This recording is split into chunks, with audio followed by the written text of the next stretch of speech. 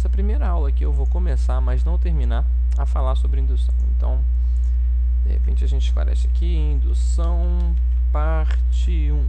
Indução parte 1. E para início de conversa, bem, o que é indução? Em que consiste a indução? A maneira mais vaga que eu consigo achar de falar sobre indução, a mais informal, é dizer o seguinte: o que é, sem caps lock, indução? Em matemática, indução é uma técnica, é um método usado para provar coisas. E é tão importante a gente ter essa primeira noção sobre indução que eu vou até circular de vermelho isso aqui que a gente acabou de dizer, que indução é um método para provar coisas. E para primeiro exemplo, imagina o seguinte: imagina que eu tenho um monte de dominós, eu enfileirei esses dominós, de repente eu tenho 100 dominós, eu enfileirei esses dominós e eu vou agora pensar em duas hipóteses, em dois casos. No caso 1, eu empurro a primeira peça. No caso 1, eu empurro a primeira peça. E o que eu quero afirmar sobre o que vai acontecer é o seguinte: eu quero fazer uma afirmação, eu quero prever uma coisa, que é a seguinte: todas as peças vão cair. Então eu quero afirmar que todas as peças vão cair. E daí eu faço duas observações chaves. A observação A é a seguinte: essa é bem óbvia, que a primeira peça cai. Eu sei disso porque eu vou empurrar a primeira peça e estou dizendo que quando eu empurro uma peça ela cai. A segunda observação, que é um pouco menos óbvia, é a seguinte: se uma peça cai, então a próxima peça também cai. Certo? Isso não é exatamente óbvio, não é exatamente verdade, mas aqui a gente vai supor que isso é verdade. E daí, para ficar um pouco mais fácil falar de cada peça, a gente vai pensar em peças como números. Eu vou falar que a primeira peça é o número 1, essa é o número 2 e o número 3, só para a gente se referir às peças com mais facilidade. E daí a gente tem que fazer isso até 100. Imagina que a gente fez isso, e agora eu vou começar a circular as peças que eu sei que vão cair. No início, pela observação A aqui, eu sei que a primeira peça vai cair, então eu vou circular o número 1.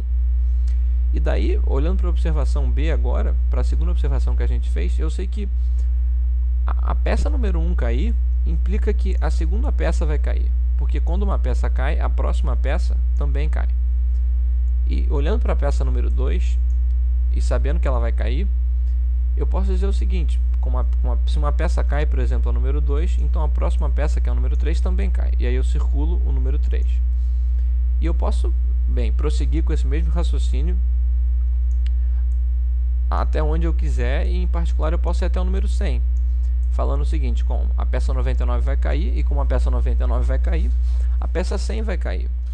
Isso prova que todas as peças caem. Ou seja, se você acredita na observação A e na observação B, se elas forem verdade, dado que elas são verdade, a gente tem que acreditar agora, a gente automaticamente provou que a afirmação original, de que todas as peças vão cair, também é verdade. E agora no caso 2 a gente vai fazer uma coisa bastante parecida, só para separar eles com uma linha. E agora vamos para o caso 2. Caso 2, eu empurro não mais a primeira peça, mas eu empurro a terceira peça. Podia ser a segunda, podia ser a peça número 50, não importa. Mas eu empurro a terceira peça.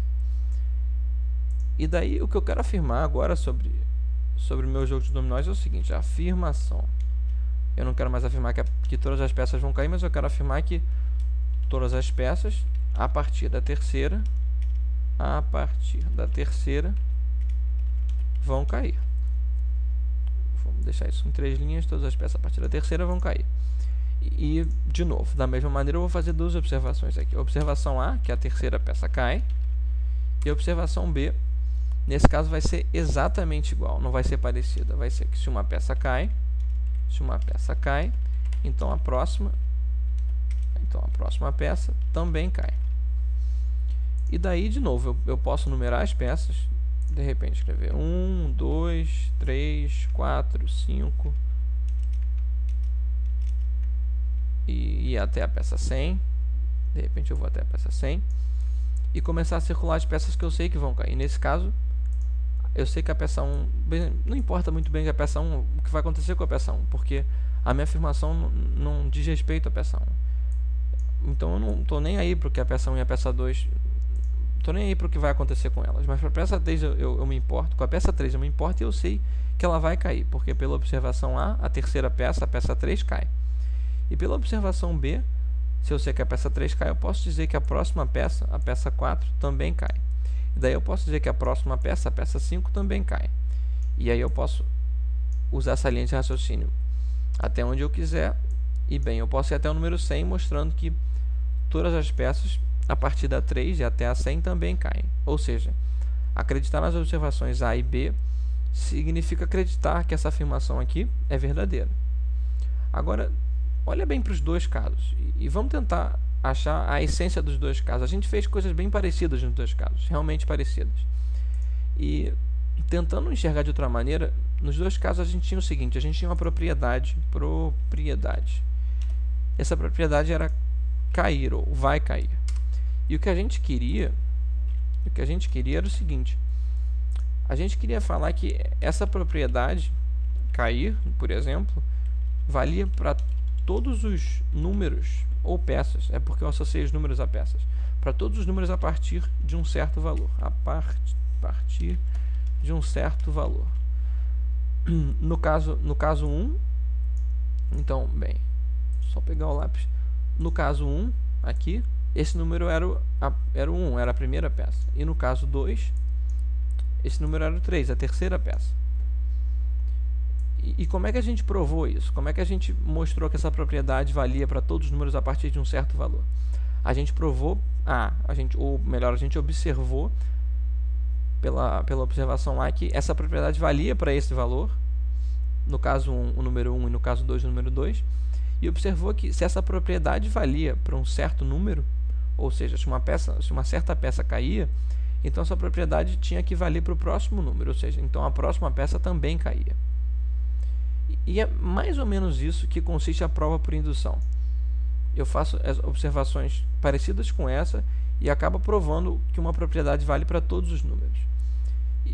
Bom, depois disso tudo, a gente pode então tentar refinar a nossa definição de indução, que primeiramente essa daqui é meio que uma observação, mas não é bem uma definição de indução. Então a gente vai tentar refinar o que a gente sabe sobre indução e escrever o seguinte. A gente vai escrever o seguinte sobre indução, tentando definir de uma maneira um pouco melhor. O que é indução? Então, o que é indução? Indução é um método, indução em matemática é um método usado para provar,